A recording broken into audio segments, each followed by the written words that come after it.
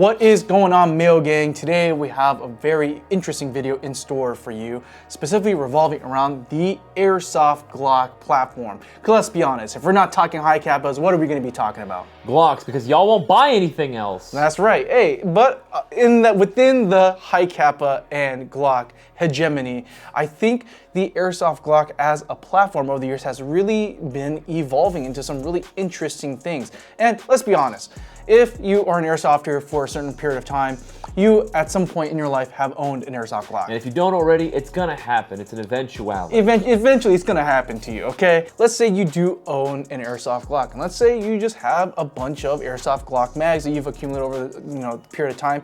It doesn't really make sense to just go out and get another Airsoft Glock because they all kind of look the same. Even though there are differences, at the end of the day, a Glock is a Glock, and they all kind of look fairly similar to each other. But so what can you do as opposed to just getting another Glock? Yeah, so here's some really interesting airsoft pistols that take Airsoft Glock magazines.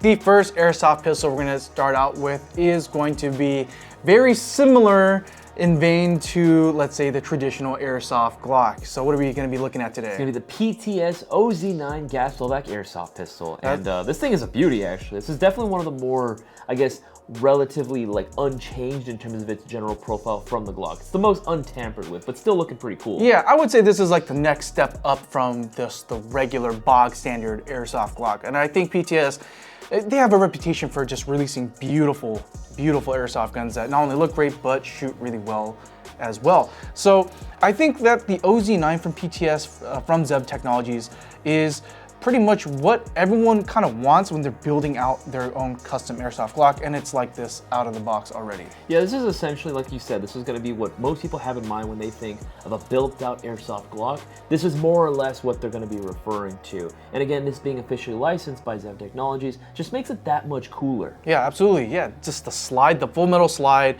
with all the cuts and the serrations. Yeah, the ported slide looks absolutely gorgeous. It being optic ready is, of course, that's got to be a standard for today's airsoft scene for airsoft pistols. Yeah, because the Airsoft Glock has been around for a while now, even just as a platform.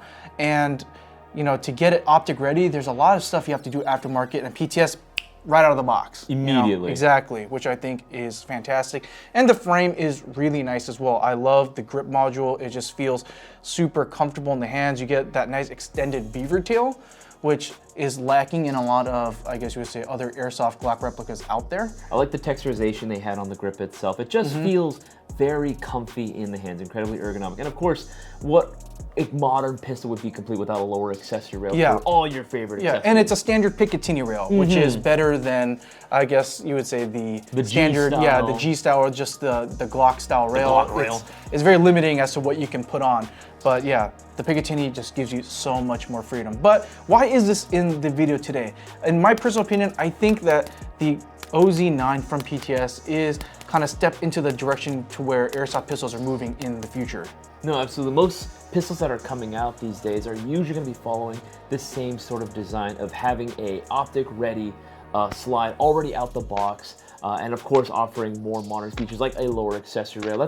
It seems kind of strange to call that a modern accessory, but it is, because there are also a lot of pistols that exist out there in the airsoft realm that have their own specific mounting system. Yes, but not only that, but in addition, that I think that's what everything you said, Isaias, is about airsoft pistols that are coming out today. But towards the future, what I was talking about is actually going to be the modular fire control unit in this bad boy. Whether it be KWA, PTS, basically every company is going to be coming out with their own sort of modular FCU fire control unit that you can change out into different modules. So I think companies are starting to come out with it, and I think PTS, yes, they are moving in that direction, because the real Zev OZ9 is following that same design, which is fantastic. Very cool. But that really opens the door for a lot of cool things for PTS to come out with in the future, or dare I say even the aftermarket. So I think the OZ9 is a perfect airsoft pistol. If you want to stay within that pistol realm, something that takes Tokyo Marui, Glock or Tokyo Marui G series style magazines and parts, the OZ9 can do it all for you. And quite honestly, I don't even think that you need to do much to this aftermarket to upgrade it internally. You just, whether you have the Tokyo Marui Glock magazine already, in your closet or in your room, and you just want to get a nicer looking Glock style pistol without doing a bunch of custom stuff to it, I think this is perfect. And of course, in the future, PTS come out with carbon kit. Please, Yeah. please, PTS, Different, do it. maybe a more compact grip module. The gold mine you're sitting on. Exactly, yeah. Maybe different slide configurations. I think the fire control unit that PTS has implemented in the OZ9, it just makes it so much more easier to customize in the future. All right, the next gun on our list that we're going to be talking about is going to be the Tandemkross Cthulhu gas-like airsoft pistol, and this is probably one of the more uniquer looking pistols that we've seen recently. Definitely a step away from the traditional Glock design, if you will. That's right, yeah, because the Tandemkross Cthulhu is based off of the AAP-01 style platform. You know, this is very much more of that performance-based airsoft pistol where you're just trying to maximize your performance. Definitely more of that competition sort of style pistol that we're seeing getting a lot more traction these days. I mean, everything from the fact that it's not using a full blowback slide, right? This whole thing just, to me, screams race pistol. Yeah, 100%, which is, actually, this is officially licensed by Tandemkross, and they make race competition pistols. So everything about this actually feels very comfortable. The grip itself, in terms of its design, actually feels very familiar. I mean, again, it is going to be incredibly comfortable and be able to take the Glock style magazines. I do love the polymer. It feels very durable. It doesn't feel at all cheap by any stretch of the imagination. The fiber sights are real cool. The Picatinny slot that you get here is nice. And of course, the pre-threaded outer barrel, which is very nice to add. Of course, for anyone that's looking into this, you're probably gonna end up adding a trace unit. That's just kind of a given. Yeah, you kind of have to. You know, everything screams competition, performance. Like, this is definitely a pistol that is meant to be used as a primary, especially in a lot of CQB arenas. Like the Picatinny rail, like you said, right? You could put on full-size red dot sights if you wanted to. Yeah, you're not just limited just to the micro red dot. If you want a full-blown red dot sight on this, you can. And then the tracer unit, obviously, yeah, you kind of have to if you're playing indoors. Not only that, but again, like we were saying, that this being, again, a relative to the AAP-01 being part of that same family, the potential that you have for this is absolutely wild. I mean, we at Airsoft GI will carry a slew of different upgrade components for the AAP-01 series, and all those will be compatible for this as well. But not only that, this thing out the box already is basically what most guys who have an AAP-01 end up building theirs to look like anyway. Oh yeah, 100%, especially with all the crazy colorways that I know if you like the Cthulhu or if you like the AP-01, I know you like them crazy colors. I know you're looking at those. Yeah. So they have all the crazy colors now. You could even take my favorite, the PH Plus Universal Glock style magazine, just to show you the Stendo. Dude, look at that. Beautiful. Get a few of these and you're set for the day. Oh yeah, man. 100%. Yeah, and the PH1 feeds flawlessly, even in full auto from our testing. Yeah, and I love how the little bit of extra extendo, how it looks on a lot of airsoft pistols. Because, you know, yeah, the 50-round stick is cool, you know, but there's something about it, you know, it's a little too long for my taste. It's nice and aggressive, exactly. But it's not overly done. It's not crazy looking. Exactly. And one thing I forgot to mention earlier is that the PH Plus magazine also works really well in the PTS OZ9. Yeah, okay, so if you want to roll a little extendo, I'd say the PH Plus magazine is definitely the way to go. But let's take a look at some other stuff we have in store. All right, this next airsoft pistol is going to, again, take it a little step farther away from the traditional airsoft Glock style platform. And this is brand new, it's coming very soon. We actually stole it from them at SHOT Show. This is the Lancer Tactical LTX Competition GBB Pistol. And by the way, please don't snitch on us. I don't think they know it's missing right now. Dude, we are definitely not in Kansas anymore. This is a pretty big departure from the original Glock once we came. Yeah, 100%. One thing that strikes me as soon as I see the LTX competition is how aggressive it looks with all the cuts and serrations and ports and how ergonomic the grip looks, you know. It's a total 180 from the original Glock. And actually, from what we've been told at SHOT Show is that the same designers who designed the AAP-01 and the Novrich TP-22, which is a similar pistol to this as well, designed the LTX competition. Oh, so they definitely knew what they were doing. I love all the cutouts on this, the ports. I love the serrations on here as well. The fiber sights on here. I love that you get the threaded outer barrel here as well. And the grip actually does feel still very comfortable with that extended little beaver tail too. Yeah, the beaver tail, yeah. So just like the OZ9, this guy has the extended beaver tail as well. Really comfortable to hold in the hands. And just the way that the grip is molded, I think, is really, really comfortable. I couldn't help but notice this bad boy has a little bit of a fun switch on there as well. It does as well. Yeah, so this guy can also go full auto, which is sick. Yeah, so it's just like the Tandemkross Cthulhu, who can also go full auto. Yep. This guy goes full auto as well. Just keep in mind though, with any kind of Airsoft Glock that does have the selector, make sure the slide is locked to the rear before selecting your fire mode, because if not, then you do run the risk of potentially breaking the insides of the pistol. So just some food for thought for you right there. Internally as well, in terms of the internal component spec, it actually can take G series upgrade components as well. That's right, yeah. So a lot of the internals are going to be sharing with the Tokyo Marui Glock style magazine. Now, a couple really cool features about the LTX competition that doesn't get as much attention is, number one, it's going to be extremely snappy because of how lightweight all the slide components are, right? Super lightweight, super snappy. You're gonna notice it when you shoot it. And of course, one thing that gets overlooked a lot, especially from what I've seen at SHOT Show, is the TDC hop-up unit. Woo. Yeah, it is tucked away neatly right underneath the optic mount, so you can adjust FPS on the, or not FPS, you can adjust the hop on this guy on the fly, which is great. Yeah, if you've ever had to adjust hop-up on like traditional TM style Glocks, it's annoying. It's such a pain in the butt. Even with like, let's say like high cap is even, right? To break apart the pistol and then adjust it, put it back in, like, oh, I'm going the wrong direction, you know? you gotta redo the process. Yeah, so this is huge, and also because of the TDC design, right? The range and accuracy on this bad boy is gonna be nuts. Absolutely, and let's not ignore the elephant in the room, the optic plate. Oh yeah, 100%. You know, a lot of airsoft pistols, right? They come with the optic mount back here. Yeah, which is still fine, but, Yeah. and I get that it, again, because it is mounted to the slide, it will still move.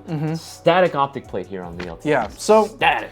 I think this shares a lot of the same kind of performance-minded DNA as the Cthulhu, right? Everything from how lightweight the slide is, right, to how ergonomic everything is, and then you have the static optic plate. So the optic plate's actually molded to the barrel. It's like part of the outer barrel. That's so cool. Yeah, which is pretty interesting. It's pretty sick. I think the personally for me, I like it more traditionally to the rear. Sure. You know, but I think the performance benefit that you get from that static optic mount, again, you will notice it when you shoot it. The red dot sight does not move. Just being able to, once you acquire your target, being able to just sit there in place and without having to worry about reacquiring again from the optic itself moving with the slide. The fact that it's still there is just such a big benefit that honestly is, for anyone that's looking into that sort of competitive style shooting, this is perfect. Yeah, and again, I think because of the optic being static here in the middle, you're meant to primary this thing. You know, if you are an indoor enthusiast, if you're a CQB player, or if you're someone who exclusively or primarily plays indoors, you know, with all the things about the LTX competition, I think there's definitely a bigger share in the airsoft market, I think, for that competition-minded pistol primary lovers out there, which I think is super sick. No, absolutely. But why don't we go ahead and take a look at something even more of a further departure from the traditional Glock. All right, next on the list we have what in God's... Boaz, I told you to bring me a gun, not a box. The box of many delights. This is Pandora's box. Oh man, this has actually been featured in a couple of our videos in the past, and I think it's really sick that this is finally coming back to the airsoft market. This is the Maruyama FMG-9. It stands for folding machine gun. Look at that, right? It just, it's so good. That's so cool. This was around back in like 2008, 2009. Yeah, I used to see quite a few of these on the field, but they just kind of went the way of the dodo, and I just haven't seen them since. Yeah, well, we're so back. We're so back, baby. Hello, we're back department. We are so back. Oh man, the nostalgia for me is wild. The FMG-9 is so sweet. Just the fact, number one, it's a transformer. Okay, right? yes. It's kind of an Autobot, okay? But also, you know, this guy kind of rips. Yeah, no, absolutely. This bad boy is fully capable of full auto as well. So the extended mag is not just for looks, it's also because, again, you might need that amount of extra rounds. Yeah, so here's the thing. This looks nothing like an Airsoft Glock, but actually underneath the hood, oh, this looks familiar. Yeah, so there is some semblance of the Airsoft Glock still inside of here. As you can see from under the hood, you have the extended barrel, right? So it's more in the territory of like an SMG, if you will, rather than just a pistol. Or even just a carbine at this point, Yeah. But as you can see from the lower track, right, it's completely different. Yeah. It's like its own thing. So I think that's really cool. Now, The carry handle is probably one of my favorite features about the FMG-9 because you're able just to hold it and then you press the charging handle a little bit and then the whole thing just releases.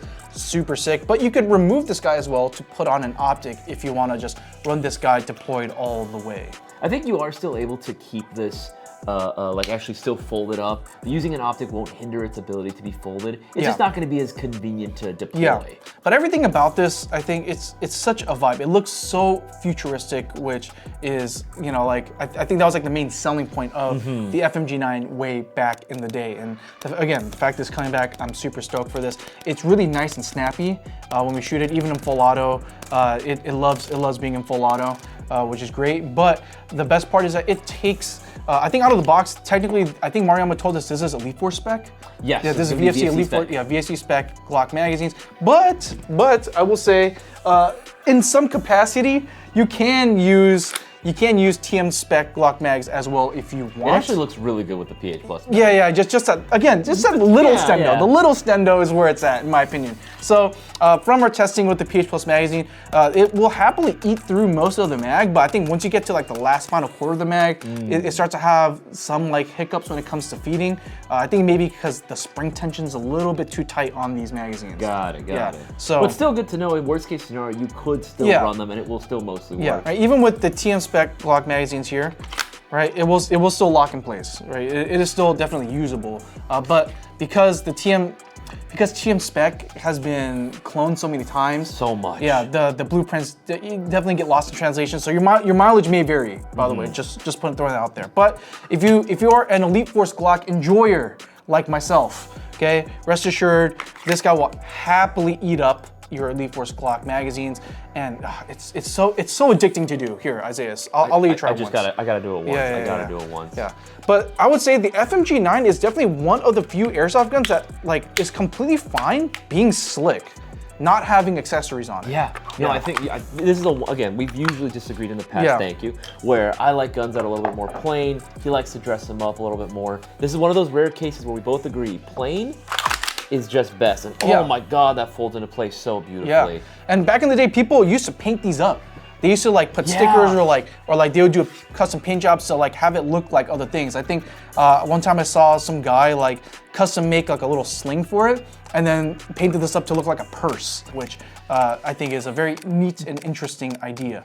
But yeah, the Maruyama FMG-9, I believe, is available right now at airsoftgi.com. Available for pre-order. Yeah, available for pre-order, and this guy is absolutely wild. I'm so stoked that this guy's coming back. This, again, all right, I did a kind of curse deploy, but if you were to compare this, let's say, just to like a regular Glock pistol, right? It looks nothing alike, and it's really...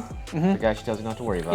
Yeah, exactly. Yeah. Thank you guys for sticking around and checking out our video of all the really cool airsoft guns out there that can take the common Tokyo-Marui Glock style magazine. No, it's so nice to see that the Glock platform has just so much potential, that there's so much lack of stagnation, so much evolution that's happened so far. Let us know in the comment section, which of these platforms, which of these models would you actually run? Which one is the most interesting? Yeah, I'm definitely excited to see what the community feedback would be for the LTX competition once it comes out, because I would say this is incredibly snappy.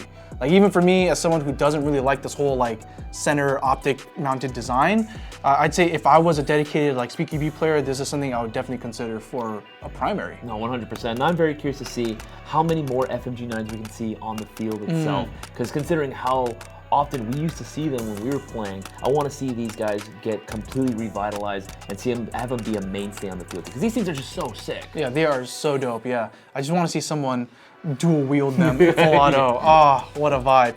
But if you guys like what you're seeing and you want to help the channel grow, please make sure to hit the like button, subscribe if you haven't already, and ring that bell icon to get notified of every time we upload a new video. If you guys want to support the channel directly, the best way to do so is to get all your airsoft goodies from airsoftgi.com. It'll keep the lights on and the cameras rolling. That's right, yeah. So if you're interested in the next evolution of just the Glock pistol itself in airsoft, definitely check out the PTS OZ9. It's available right now at airsoftgi.com. Tandemkross Cthulhus are available right now in multiple colorways, and they absolutely rip. And the Maruyama FMG-9 is currently available for pre-order on AirsoftGlock.com's website right now. Yeah, they're crossing the sea. They're crossing the ocean as we speak right now. Coming soon. Coming soon, yeah. Same with the LTX competition. Make sure to keep an eye out on that because this guy will be dropping very soon as well. But other than that, my name is Boaz. And Isaias. We'll catch you next time, Mayo Gang. Take it easy, guys.